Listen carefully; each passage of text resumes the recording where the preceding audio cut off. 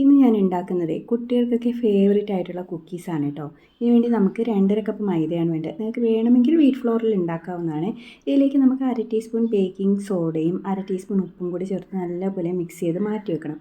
നമുക്ക് അടുത്ത് വേണ്ടത് 1.5 കപ്പ് ബ്രൗൺ ഷുഗറാണ് കേട്ടോ. ഒരുപാട് അമർത്താതെ അളന്നെടുത്ത ബ്രൗൺ ഷുഗർ, അതിലേക്ക് 1 കപ്പ് റൂം ടെമ്പറേച്ചറിലുള്ള ബട്ടറും കൂടി ചേർത്ത് നല്ലപോലെ ബീറ്റ് ചെയ്യണം കേട്ടോ.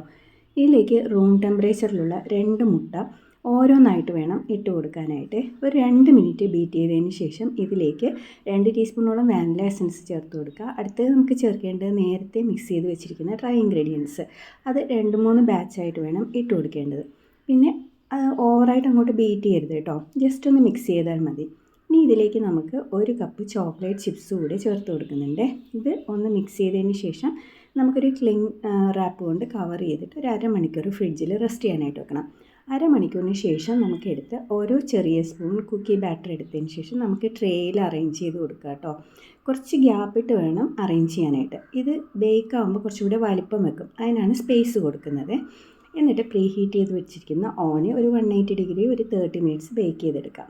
എടുക്കുമ്പോൾ കുറച്ച് സോഫ്റ്റ് ആയിരിക്കും. നമുക്ക് വയർ റാക്കിൽ വെച്ച് നല്ലപോലെ തണുത്തതിന് ശേഷം വേണം ഇത് ടിന്നിനകത്ത് അടച്ചു വെച്ച് സൂക്ഷിക്കേണ്ടത്. നല്ല ടേസ്റ്റി ആയിട്ടുള്ള കുക്കീസാണ്. അകത്ത് നല്ല സോഫ്റ്റും പുറമേ നല്ല ക്രിസ്പി ആയിട്ടുള്ള. ഒന്ന് ട്രൈ ചെയ്ത് നോക്കിയിട്ട് ഫീഡ്ബാക്ക് പറയാൻ മറക്കരുത്. Thanks for watching.